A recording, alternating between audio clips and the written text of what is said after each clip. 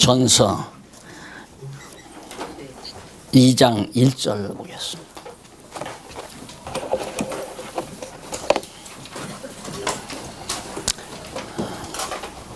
그러므로 내가 첫째로 권하노니 모든 사람을 위하여 간구와 기도와 도구와 감사를 하되 임금들과 높은 지위에 있는 모든 자들을 위하여 하라. 이는 우리가 모든 경건과 단정한 중에 고요하고 평안한 생활을 하려 함이니라. 2절까지 봉독해 드렸습니다.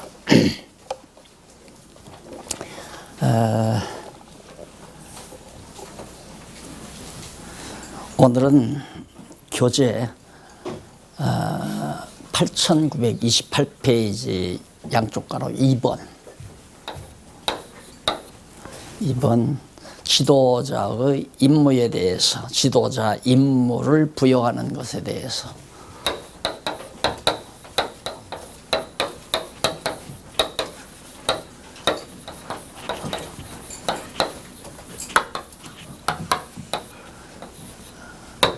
2장 예죠.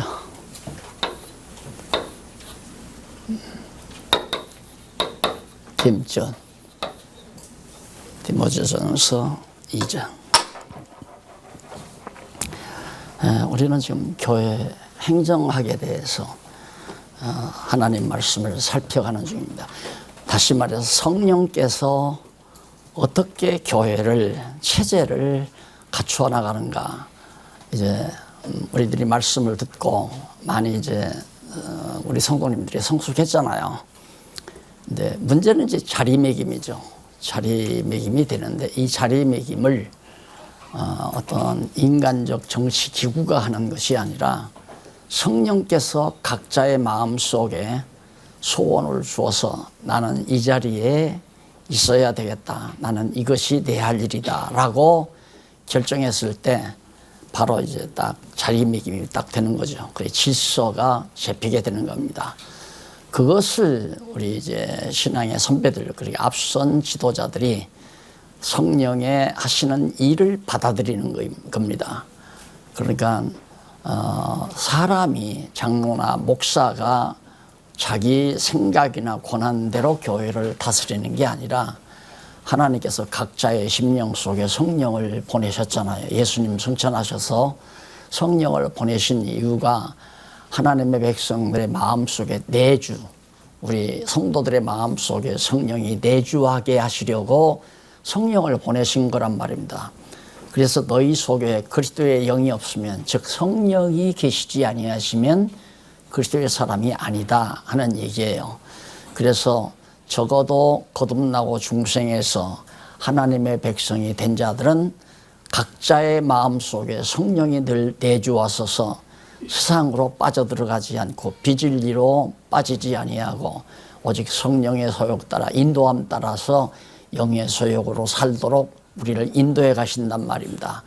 그런데 우리가 이렇게 이제 교회를 이루어 나가잖아요. 이제 그리스도의 몸된 교회를 이루는데, 그리스도의 몸된 교회의 머리는 예수 그리스도란 말입니다.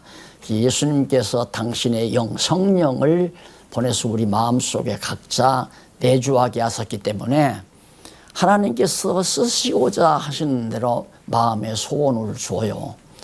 나는 땀 흘려 봉사해야 되겠다. 나는 어려운 자들을 구제해야 되겠다. 나는 하나님께서 가르치는 은사를 주었으니까 가르치며 살아야 되겠다. 또 나는 정말로 복음을 전하는데 최선을 다해야 되겠다. 이런 등등의 하나님 앞에서의 삶을 살고자 하는 간절한 소원이 자기 마음속에 생겨요. 그러면 소원이 오면 소원만 주는 게 아니라 그렇게 살아가도록 하나님이 역사하는 거거든요. 반드시 그렇게 됩니다. 이것은 내가 목사이기 때문에 그런 말을 하는 것이 아니라 소원을 주고 소원을 이루어 가시는 성령님이시기 때문에 여러분의 마음 가운데 소원을 주고 그 소원대로 이루어 준다. 그런데 그 소원이 만약에 육체의 욕심으로부터 온 거라면 그것은 안 이루어지는 게 좋죠. 이루어지지 않으면. 근데 만약에 육체의 욕심대로 소원을 가졌는데도 이루어지면 그것은 한번 그렇게 육체의 욕심을 가지고 살면 이렇게 된다는 것을 한번 경험해서 실습하게 만드는 거예요. 거기가 바로 되율이라고 그랬잖아요. 그러니까 내 마음에 소원을 가질 때 정말로 내 육체의 소욕과는 관계없이 오직 하나님의 기뻐하시는 뜻에 따라 간절한 소원이 있어야 돼요. 예를 들어서 과거에 지금 한국교회가 그랬거든요. 대학 떨어지고 여기저기 대학 떨어지면 신학교 가서 목사가 돼야 되겠다. 왜? 그래서 먹고 살려고. 그래서 목사 된 사람이 많단 말입니다. 처음부터 나는 정말 복음을 위해서 내 일생 다 해야 되겠다 하고 신학교 간 분들도 있지만은 다른 대학 다 떨어지고 직장 못 잡으면 신학교 가겠다 이거죠. 또 부모가 신학교나 가라. 거기서 낮자를 붙여요. 너는 신학교나 가라. 그래서 목사나 되라. 그래야 밥 먹고 산다. 이런 것이 바로 과거 지난날의 생각이었단 말입니다. 그런데 우리는 이제 말씀 배웠잖아요. 배웠기 때문에 정말 선한 양심을 가져야 돼. 깨끗한 양심. 정말 육체의 욕심에 의해서 또 남이 하니까 나도 해야 되겠다. 이런 건 서다도 못하는 마음 아니에요. 정말 하나님은 날 왜 이 세상에 지금 이때 태어나게 해서 지금을 이렇게 살게 하시나. 나에게는 하나님께서 무슨 은사를 주었을까. 근데 마음에 간절한 소원이 생겨요. 그것이 모든 소원이 사랑을 기초로 한 겁니다. 영혼을 사랑하기 때문에 전도하는 거고, 영혼을 사랑하기 때문에 선교하는 거고. 자, 9월 달에 이제 선교를 떠나는데, 만약에 내가 정말 그곳에 있는 영혼들을 사랑하는 마음이 없다면 공연히 그냥 바람 쐬러 갔다 오는 거예요. 아무 필요 없는 거예요. 그 일을 왜 합니까?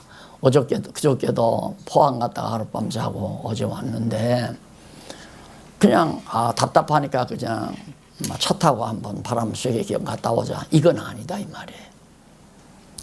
거기에 분명히 들어야 될 사람들이 있기에 하나님께서 그런 기회를 줬다. 어떤 영혼들이 올까 궁금하잖아요. 다만 몇 명이 왔든지. 그래서 그래도 이번에는 목사님이 다수 이렇게 참석을 하시고 일반 성도들도 모르는 분이 참석하시고 해서 하나님께서 이분들을 위해서 나를 가게 하셨구나. 그래서 그 영혼을 사랑하는 마음이 없이 만약에 강의를 했다면 내 지식 자랑하고 나는 이렇게 성경을 잘합니다. 그건 아니거든요.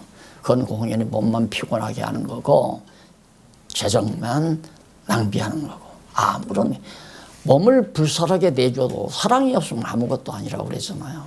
그러니까 정말로 내가 장학회원이 돼서 장학금을 줘야 되겠다. 그러면 장학금을 주는 데 목적이 있는 것이 아니라 돈 없어가지고 공부하고자 하는 그 어려운 학생에 대한 애틋한 영혼에 대한 사랑이 없으면 장학회비 내면 어리석은 거예요. 그것도.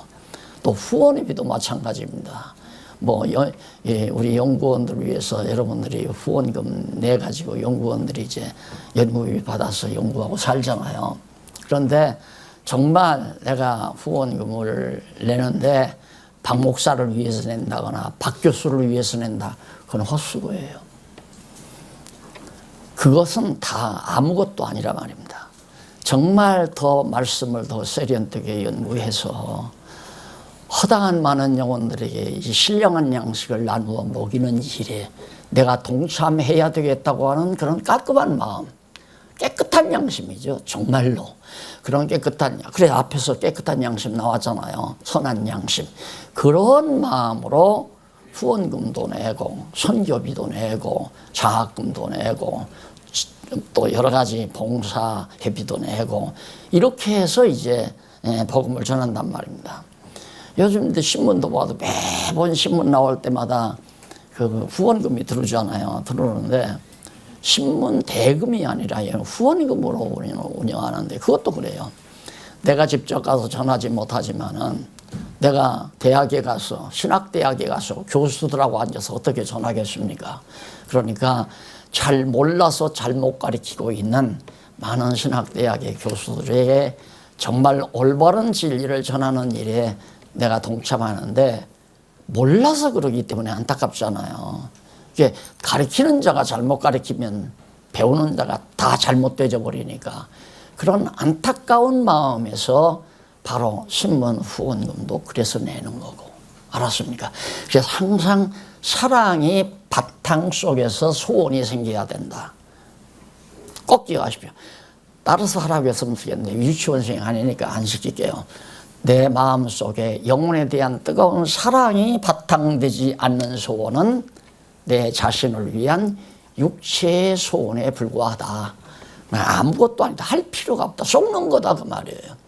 그래서 하나님께서는 이제 나 지도자를 불러가지고 결국 임무를 맡기는데 그 임무가 첫째가 바로 2장 1절로 4절에 나오는 내용입니다. 그 임무가 지도자들에게 임무, 지도자라고 하는 것은 다 마찬가지예요. 물론 장로, 목사도 장로도 지도자고 권사도 지도자고 또 집사도 역시 살림 사는 것도 영혼들을 사랑하는 마음에서 봉사하고 살아야지 그런 마음 없이 공연히 땀 흘리고 와서 다 지금 자기들 직장에서는 그래도 가만히 회전의자에 앉아서 이러라 저러라 하는 분들이 여기 나와서는 그냥 뭐 쓰레기 들쳐매기도 하고 쓸기도 하고 닦기도 하고 쓰레기도 줍기도 하고 풀도 메고 나무도 자르고 뭐 이런 봉사하는 일. 그게 영혼을 사랑하는 마음 때문에 그러는 거거든요. 근데 나는 하고 싶어도 하면 또 다 예배당 교회당 가져간다고 할까 봐서 남 오해 안 주기 위해서 요즘에는 풀 한 포기도 안 뽑아요. 지나가면서 뽑고 싶은데 저걸 뽑아야 잔디가 깨끗해서 오시는 분들의 마음의 평안을 누리는데 도움이 될 텐데 이런 생각하면 앉아서 뽑고 싶어요. 그럼 누가 보면 봐라 저 지금 교회 재산 다 가져가라고. 오해 줄 필요는 없잖아요. 그래서 요즘에는 잘나서 안 하는 게 아니라 남에게 오해가 되지 않게 옛말에 있잖아요. 참외밭에 가다가 절대 신발끝 고쳐 매지 말라. 그러잖아요. 또 감나무 밑에 가다가 사과나무 밑에 가다가 뭐 갓근 고쳐 매지 말고 왜 오해받으니까. 그래서 조심하는 것뿐입니다. 뭐라도 하죠. 정말 영혼을 위한 일이라면 뭐라도 하고 싶죠. 땀이라도 흘리고 싶고 땅이라도 파고 싶고 커피 장사라도 하고 싶고 별것 다 하고 싶죠. 근데 그것도 하나님이 안 시키더라고요. 하려고 애를 썼는데 근데 보니까 그건 내가 책임질 테니까 네가 하지 말라 그러신 것 같아요. 그래서 감사하게 받고 있습니다. 그러면 우리 정말 교회 지도자라기보다도 동력자들에 대한 임무가 뭐냐. 그 앞선 자들, 먼저 성숙한 앞선 자들의 임무가 교회 평안을 위해 많은 사람을 위한 기도가 첫째 임무다. 교회 평안을 위해서. 자, 그러면 이 세상 속에 타락한 세상이에요. 어두운 타락한 세상 속에 교회가 이렇게 하나님의 교회가 세워졌어요. 교회입니다. 타락한 세상 속에 하나님의 교회를 세웠어요. 그러면 왜 우리가 기도를 해야 되는가? 이 세상의 모든 사람들 때문에 교회가 고통을 받아요. 지금 앞에서 1장에도 나왔지만은 그래서 1장 후반부에 막 교회가 시끄럽고 이단자들이 와서 교회를 어지럽히고 막 그랬잖아요. 으뜸이 되려고 하는 사람이 세상을 본받아 가지고 교회에서 으뜸이 되려고 난리치는 베어들의 배와 같은 그런 사람들이 나타나기도 하고 그래서 교회가 평안하지를 못하다 이 말입니다. 그러니까 너희 동력자들아 지도자들아 바울이 지금 부탁하는 거예요. 디모데에게 교회 평안을 위해 첫째는 이 교회가 평안해야 되잖아요. 평안. 교회는 평안해야 돼요. 모르죠. 날 모르게 시끌시끌한 구석이 있는지 모르지만 지금 뭐 다 우리 장로님들이나 우리 다 인정하는 바지만 교회 참 편안하잖아요. 싸우는 사람도 없고 서로 반목질시하는 사람도 없고 모여 앉아서 험담하는 사람도 없고 얼마나 편안해요. 요 평안이 이루어져야 되는데 교회가 좀 불안한 것이 뭐냐면 아베 때문에 불안하고 트럼프 때문에 불안하고 시진핑 때문에 불안하잖아요. 이래가지고 이제 이 세상이 어지러워지면 따라서 교회에도 핍박이 오고 어려움이 오고 그러니까 기도를 해라. 기도를 해라.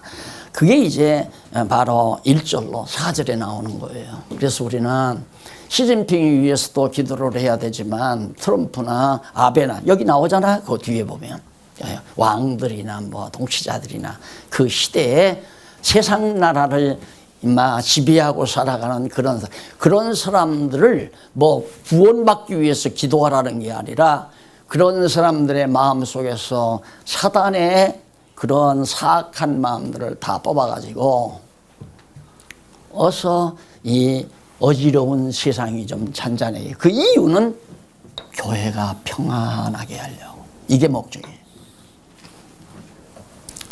그리고 교회가 평안하게 하려면 많은 성도들을 위해서도 기도해야 되죠. 또 앞에서 여기 보면 모든 사람이라고 그랬는데 이걸 가지고 자꾸만 뭐라고 얘기하냐면 만인 구원설자들이 봐라. 모든 사람을 위해서 기도하라고 그랬잖아요. 그러니까 하나님은 모든 사람의 구원 얻는 것을 기뻐하신다. 이렇게 자꾸 해서 만인 구원설의 꼭지를 만들어 주기 때문에 그래서 제가 그걸 재번역을 했어요. 꼭 모든 사람이라는 말이 모든이라는 말만 있는 게 아니다. 어떤 자들이라는 뜻도 있고 많은 사람이라는 뜻도 있는 것이다. 그러니까 당신들 말대로 모든 사람을 위해서 그러면 아까도 말했지만 세상 나라를 지배하는 사람들을 위해서 기도하라면 그들을 구원받기 위해서 기도하라는 거냐. 근데 그렇게 오해하게끔 또 돼 있어요.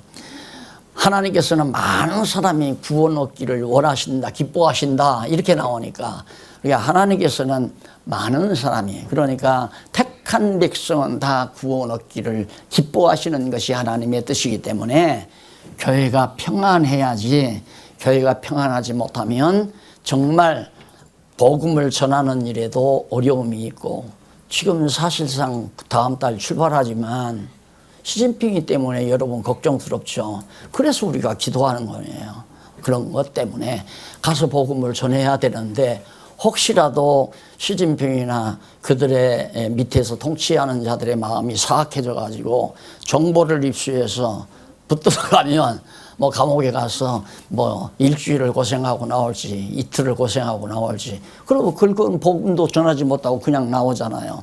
그래서 그들을 위해서 기도하라. 구원 얻게 하기 위해서 기도하려는 것이 아니라 지금 복음을 듣지 못한 사람들이 하나님의 말씀으로 부름을 받아서 구원을 얻어야 되는데 복음 전하는 자가 이제 있어야 되잖아요. 믿음은 어디서 나냐? 들음에서 나니까 들어야 믿음이 생긴다 이 말입니다. 네, 이번에 참 어제 오면서도 안에서 그런 얘기를 주고받았습니다만은 저희 집에 와서 참 신기하다. 마음의 소원이 늘 있었잖아요. 내 마음의 소원은 빨리 정말 지금 우리 교회처럼 여기 우리 장안중앙교회처럼 그냥 오늘 주보 내가 처음 나와서 딱 보니까 막 공부 모임이 한 10여 개가 넘는 것 같더라고요. 쫙 거기 누구에게 연락해서 어디에서 뭐 몇 시에 이게 쫙 나오는데 주일날도 보이고 평일에도 보이고 이런 모임이 그냥 소원만 했죠. 이렇게 돼야 된다.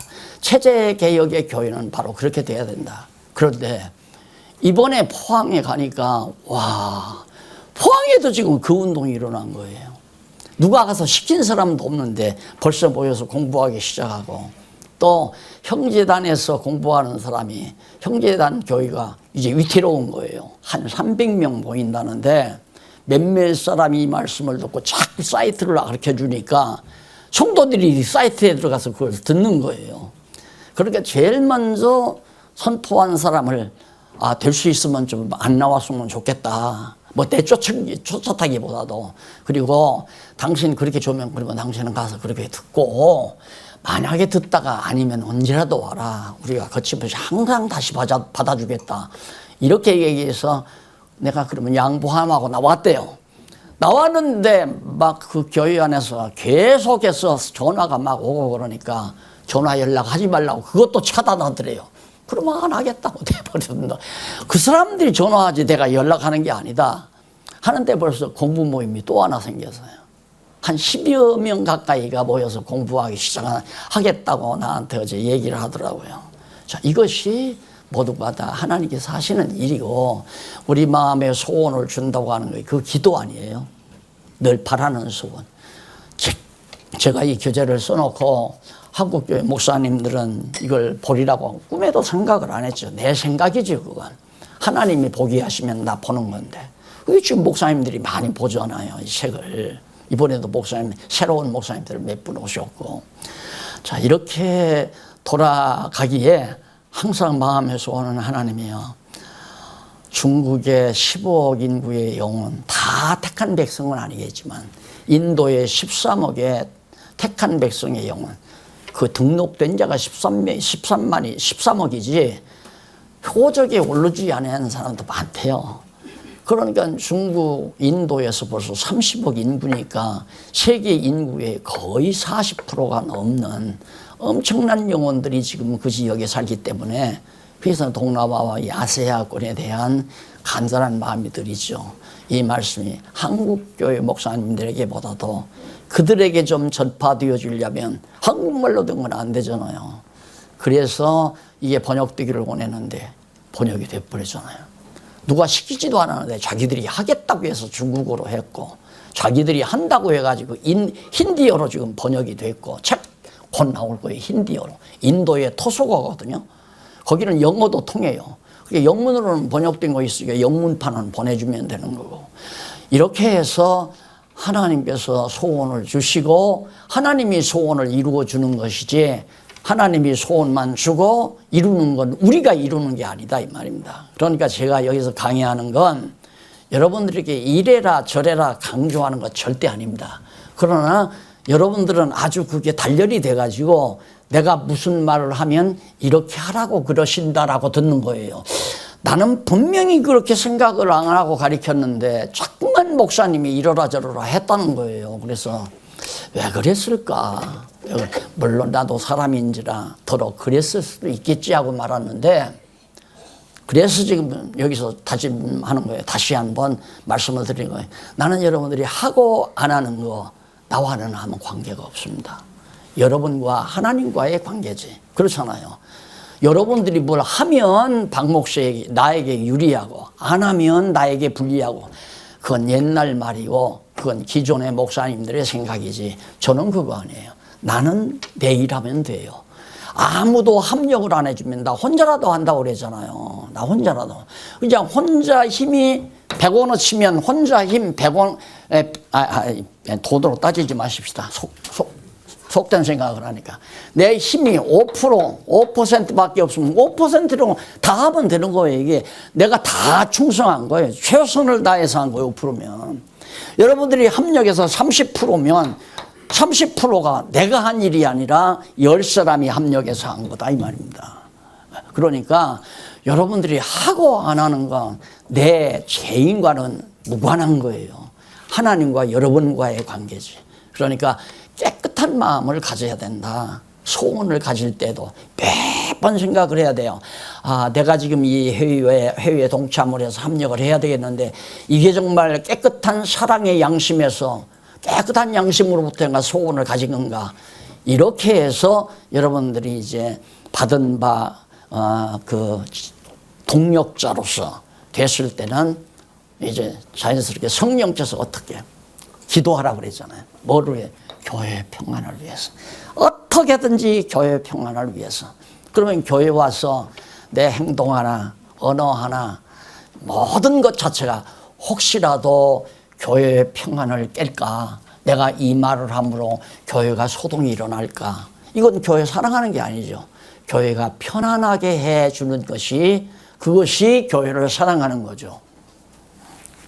지나간 일이지만, 오래전 지나간 일이지만, 막, 이제 단단히 막 흥분해가지고, 오늘 가서는 한바탕 해야 된다고 하는데, 하나님 말씀을 보다가, 듣다가 보면 그냥 다 시끄러진다고.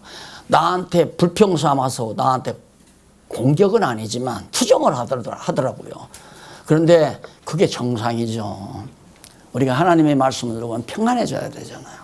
여러분들이 교회에 오게 되면 마음이 평안해져야 돼요. 뭔가 흥분이 돼 있으면 안 돼요. 그래서 교회는 편안해야 되는데 우리 주변이 그러지도 않으니까 마치 풍랑이 심한 바다에 조각배처럼 한 조각 떠 있는 조각배처럼 돼 있는데 풍랑이 심하면 배가 막 흔들리잖아요. 그렇기 때문에 이들을 위해서도 하나님께 기도해라. 이유는 교회 평안을 위해서. 그만큼 교회를 사랑한다는 거죠.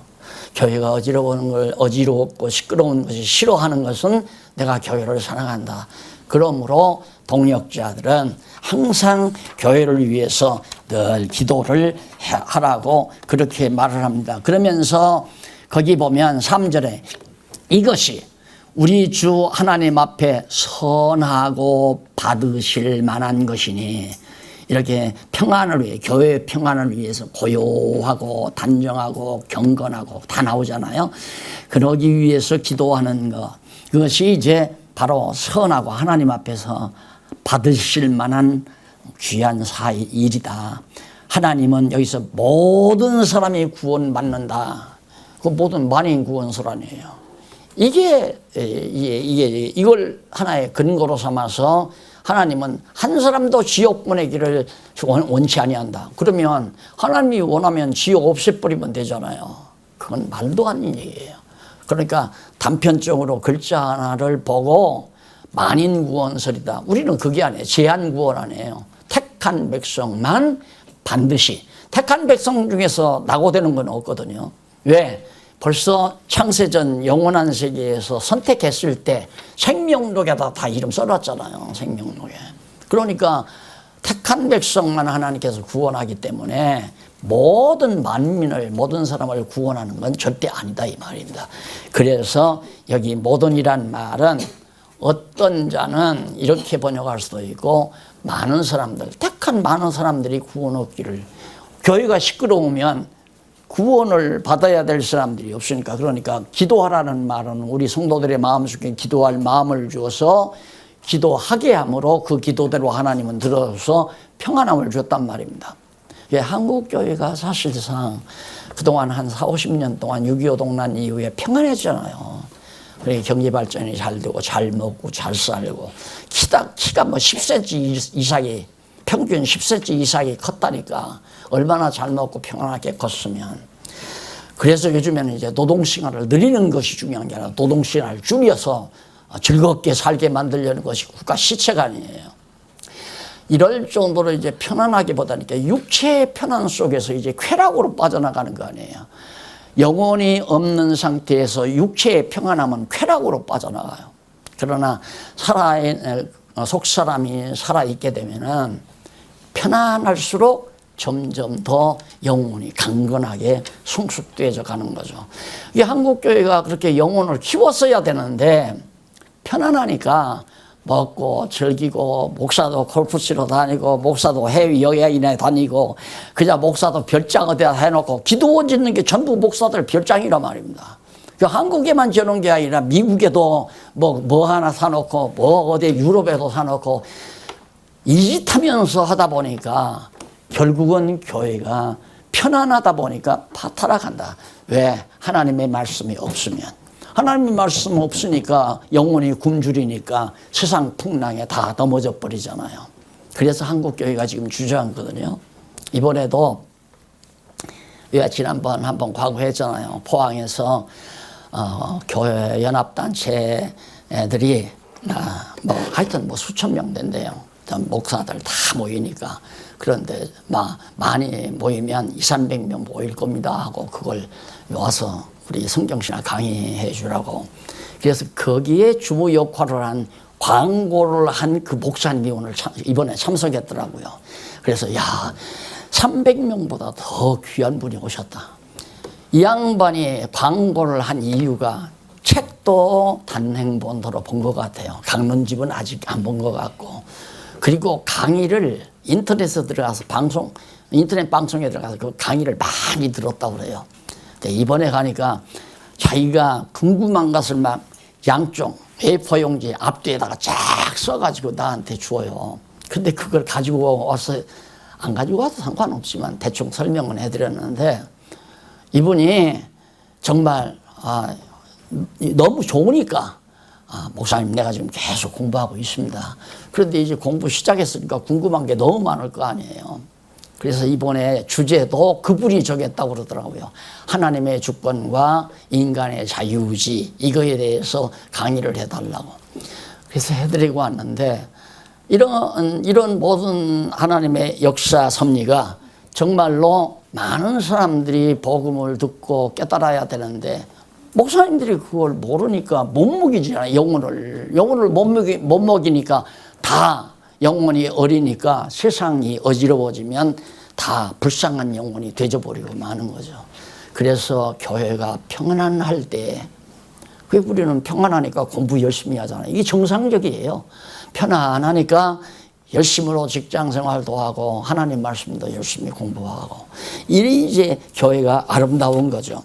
자, 이게 이렇게 부탁하면서 4절에 보면 하나님은 모든 사람이 구원을 받으며 진리를 아는데 하나님의 말씀 진리를 아는데 이르기를 원하신다. 이게 택한 백성들이 하나님의 말씀을 많은 택한 백성들이 말씀을 깨닫고 알기를 진리를 깨닫게 되기를 원한다. 그러니까 지금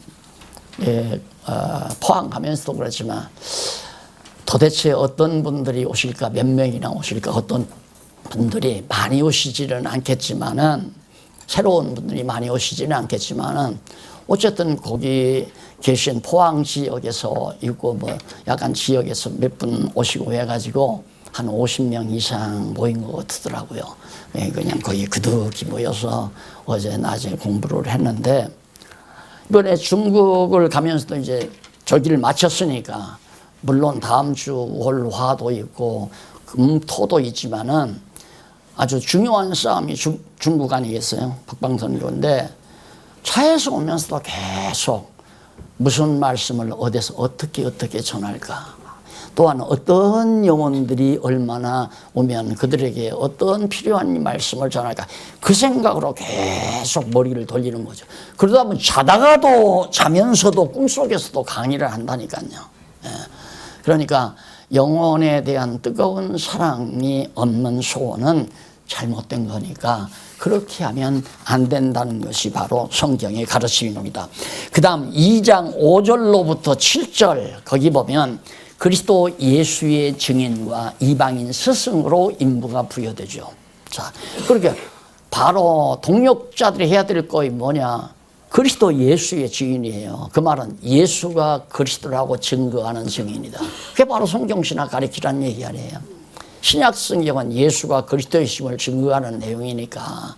그래서 사도 바울은 교회 지도자 될 사람은 그리스도 예수의 증인이 돼야 한다. 그 증인이 되고 그 다음 어디에?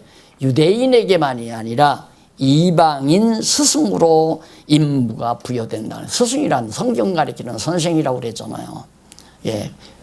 그러니까 목사와 교사로 주셨으니 에베소서의 직분 중에 은사 중에 나오잖아요. 근데 목사와 교사가 아니라 목자, 다시 말하면 교사, 그렇게 번역을 해야 정확한 번역이에요. 그러니까 같은 한 직책이거든요. 목사 따로 있고 교사가 따로 있는 게 아니라 목사 박용기 따로 있고 교회학교 교사가 따로 있는 게 아니에요.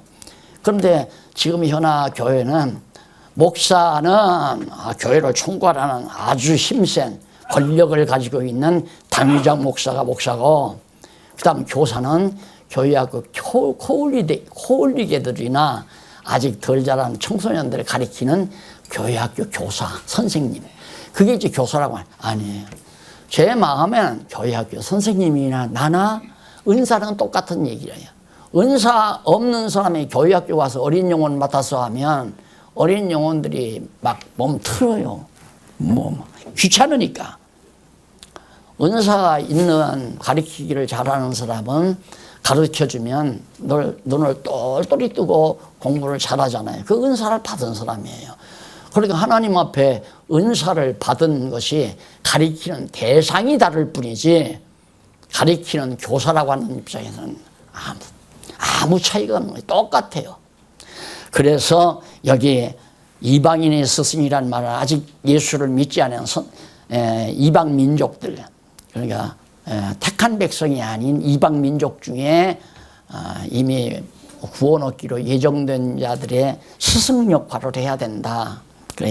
그래서 바로 동력자들의 모든 일의 목표는 바로 여기서 말하는 것처럼 예수의 증인 역할을 하려고.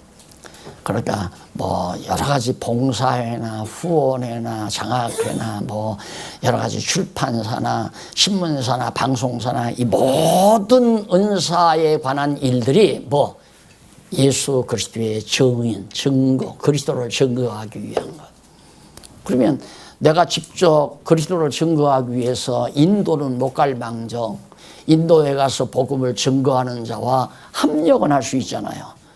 나 혼자 하려면 5%밖에는 가서 못하지만은 합력하면 30% 할 수 있고 더 합력하면 100% 할 수 있잖아요. 그럼 100%가 내 일이, 내가 다 한 일이 아니라 하나님이 보실 때에는 내가 한 일은, 나에게 시킨 일은 5%를 시킨 거고 합력한 사람들, 나머지는 다 합력한 사람들의 몫이 되지는 거죠. 그래서 우리는 합력해야 된다. 합력. 누구를 돕는 게 아니라 박 목사가 하는 일을 도와주는 것도 아니고 어떤 신문사를 하는 일을 돕는 것이 아니라 신문사를 함께 협력해서 해가는 일이다. 신문사에 후원금 낼 때도 그런 의미에서 하죠. 보니까 누구도 내고 누구도 내는데 야 자꾸 이름은 내고 야 이거 안 되겠다. 나도 좀 이름이라도 올려. 하지 마세요. 그거 한다고 해서 신문이 되고 안 되는 거 아닙니다. 하나님이 신문을 하게 하시려면 그런 돈 아니래도 하나님은 할 수 있는 방법이 얼마든지 있어요. 예를 들어서 신문은 이달 내야 한다. 근데 돈이 없어. 근데 갑자기 신문 원고는 다 되고 편집도 다 됐는데 원고 인수에 들어가서 해야 되는데 돈이 없는데 갑자기 밤에 날라와요. 그거 안 믿어지면 하나님의 일을 하려고 생각지 말아요. 안 오면 신문 발간하지 말라는 뜻이고 그럼 발간 안 하면 되는 거 아니에요. 그러니까 우리가 하나님이 시키는 일을 우리가 그냥 할 뿐이지 내 능력과 내 노력으로 한다고 생각하면 안 된다 그 말이에요. 다만 나는 하나님께 쓰임 받는다. 꼭 잊지 마시고 쓰임, 하나님 앞에 쓰임 받는다는 말은 한다라는 말과 반대예요. 내가 쓰임 받는다. 하나님께서 나를 쓰신다는 것과 내가 한다는 것과 반대라고 말이에요. 그러니까 내가 한다 그러면 생각은 잘못하는 거예요. 집사일 내가 한다, 장로일 내가 한다, 교사일 내가 한다, 봉사일 내가 한다. 내가 하는 게 아니라 하나님의 일에 하나님께서 나를 쓰셨다 그 말이에요. 이제 더 강의 안 해도 되죠. 이렇게 자세히 가르쳐 드리니까. 그래서 아주 중요한 일은 예수의 증인. 이방인에게까지라도. 그러니까 우리가 한국에서만 전하는 게 아니라 중국에도 가고 이제 뭐 일본도 가고 이방인 나라에 가잖아요. 또 여기 서울만 수도권에만 아니라 자꾸 지방 땅 지방에도 가서 복음을 증거하는 거고요. 이것이 모두가 다 우리가 협력해서 해나가는 일이죠. 그 다음에 8절로 15절에 보면 지도자의 임무가 뭐냐면 부부의 기도 자세와 아내의 태도 및 결과에 대해서 이제 가르쳐 주는데 가정이죠. 근데 여기서 보면 가정이라는 의미보다는 일반적인 남자 여자로 표현이 됐어요. 그런데 보니까 제가 볼 때에는 이게 남자 여자 통칭해서 큰 법인보다는 그냥 부부 남편과 아내의 관계에 대해서 말을 하는 것으로 받아들여졌기 때문에 저는 여기서 부부의 기도라고 그랬어요. 엄밀히 말하면 남녀 기도의 자세와 그렇게 성경 본문에는 그렇게 할 수 있는데 거기 남자라고 하는 말이 기혼 남자, 결혼한 남자, 남편 이런 의미도 곁들여 있단 말입니다. 그러니까 번역자가 남자로 번역할 수도 있고 남편으로 번역할 수도 있는 거죠. 왜? 남편이 남자니까. 또 여자도 여자만이 아니라 아내, 또 결혼한 여자, 귀부인 이런 의미가 다 있기 때문에 거기서 하나 선택을 한 거예요. 그래서 저는 교회 안에 부부들이 있기 때문에 부부들은 어떻게 기도할 것인가 우리가 물론 여기서 이제 남자 여자로 나눌 수도 있죠. 그런데 일단은 그러므로 이렇게 귀한 복음을 증거해야 하므로 예수의 증인이 되어야 하므로 부부들은 기도를 하는데 어떤 자세로 또 아내들은 어떤 태도로 기도를 하며 그 결과는 어떻게 되지는가에 대해서 밝혀주고 있습니다. 우리가 그러므로란 말은 이렇게 예수의 증인의 역할을 우리 동역자들이 해야 하므로 그 말이죠. 각처에서 남자들이 분노와 다툼 없이 거룩한 손을 들어 기도하기를 원하노라. 각처에서. 각 지역에 지금 복음을 들은 남자들, 남편들이죠. 남자들이 거룩한 손을 이렇게 들어라. 그러면 거룩한 손을 들어란 말은 하나님 앞에 완전히 손들고 자기를 포기하고 자기 자신을 하나님께 내맡기는 그런 의미를 내포하는 말이에요. 물론 이렇게 손 들고 해도 뭐 잘못은 될 것 없지만은 손 안 들었다고 해서 잘못이라고 말할 필요는 없어요. 왜냐하면 손 들고 안 드는 게 문제가 아니라 정말로 하나님 앞에서 자기가 굴복하느냐 안 하느냐가 더 중요한 것이지 손은 들고서 자기가 살아서 하나님 앞에 완전히 겸손할 줄 모른다면 그건 잘못된 태도거든요. 그래서 하나님 앞에 겸손한 태도로 기도하기를 원한다. 자꾸 다투지 말고. 그게 남자들은 아무래도 혈기가 방장하니까 남자들은 자꾸 혈기를 내고 싸우고 분노하고 그러잖아요. 요즘 국회 보세요. 나는 국회의원들 전부 여자들만 다 국회의원들 되면 좀 편안할까 했더니 여자들도 보통이 아니더라고요. 여자들은 입이 그렇게 드세두구만.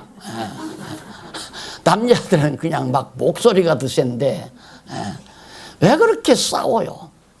싸울 수밖에 없죠. 각자 이권을 챙기려니까. 생각해 보세요. 다음 달에 아니 다음에 총선 국회의원 선거 있는데 내가 국회의원으로 당선되느냐 안 되느냐. 당선되려면 나라 돈을 더 많이 챙겨다가 내가 이렇게 끌어왔다 하고 와서 지방에 가서 자랑을 해야 될 거 아니에요.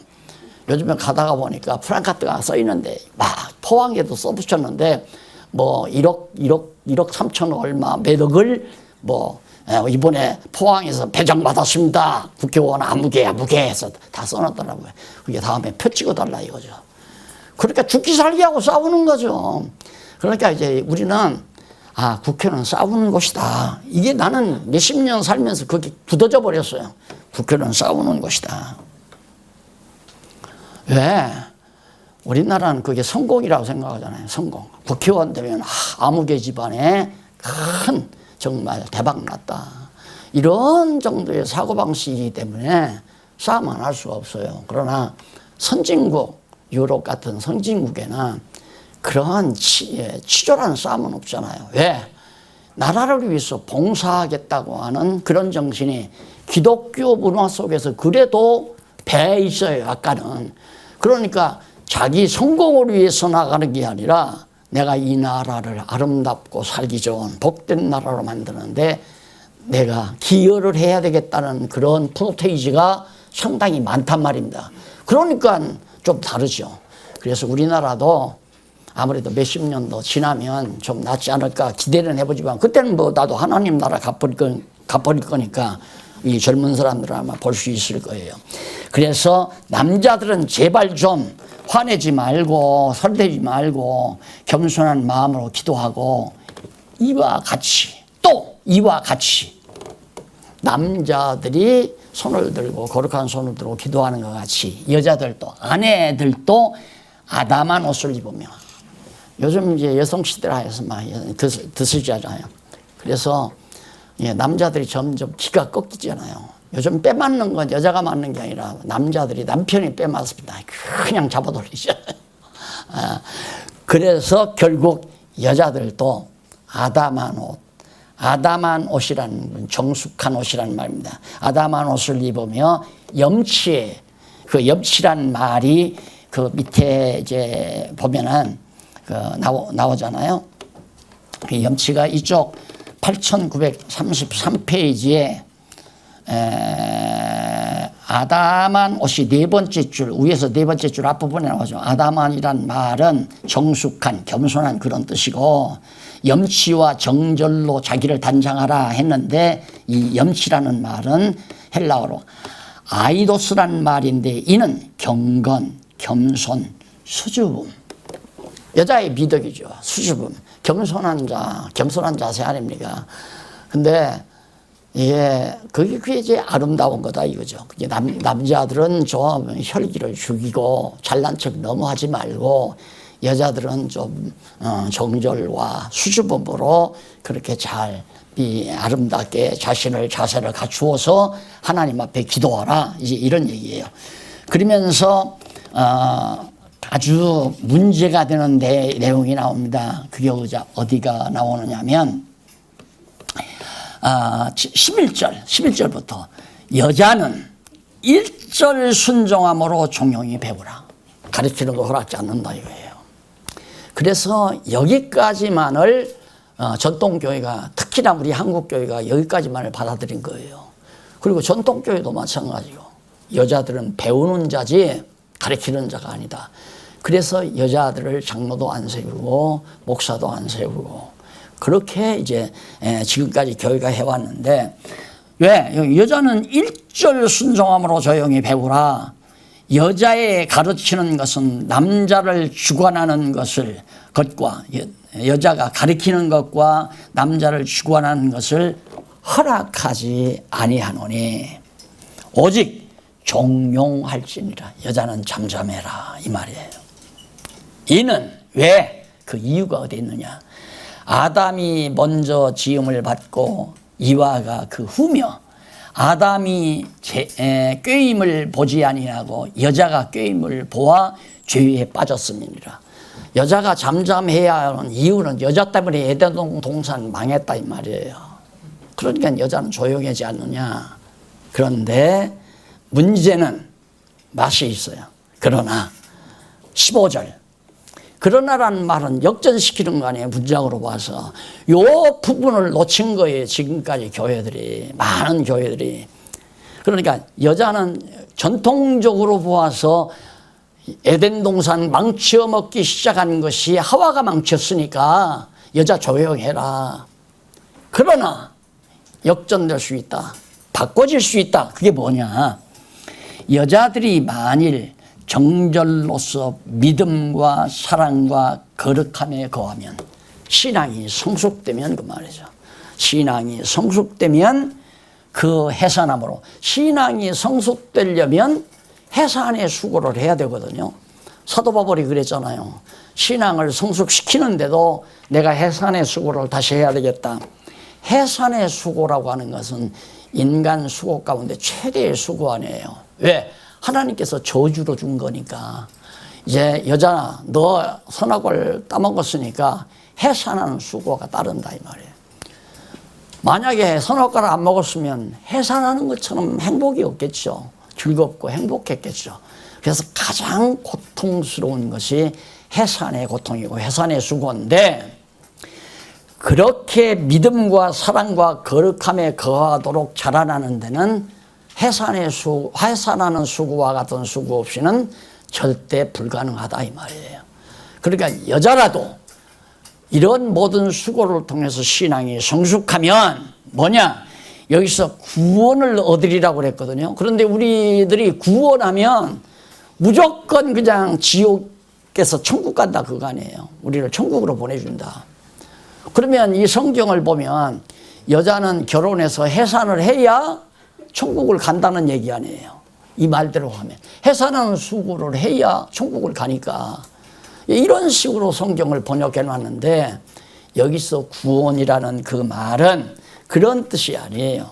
그런 뜻이 아니고 이쪽 한번 넘어가서 8900 34페이지에 거기 보시면은 위에서부터 11째 줄 뒷부분에 보면 해산함이라는 말 나오죠. 그리고 여기 해산함이라는 말은 테크노고니아라고 하는 말인데 이는 출산이라는 의미도 있어요. 그 다음 분만이라는 의미도 있고 해산 등의 뜻으로서 여호와 하나님께서 타락한 하와에게 명하신 잉태의 고통과 해산의 수고를 의중에 두고 한 말로서 창세기 3장 16절이죠. 여자가 해산의 고통을 통해 영혼의 구원을 얻는다는 의미를 부각시키기 위한 것이 아니에요. 그런 것이 아니라 내용의 반전을 꾀하기 위하여 언급한 것인데, 따라서 바울은 아내들이 남편의 주관 아래에 있다는 사실을 구약을 근거로 전제합니다. 그러나 여자가 해산하는 것과 같은 수고를 통해 절제와 함께 믿음과 사랑과 거룩함에 이르는 경우에는 바로 예외이다 이 말이에요. 벗어난다 이 말이에요.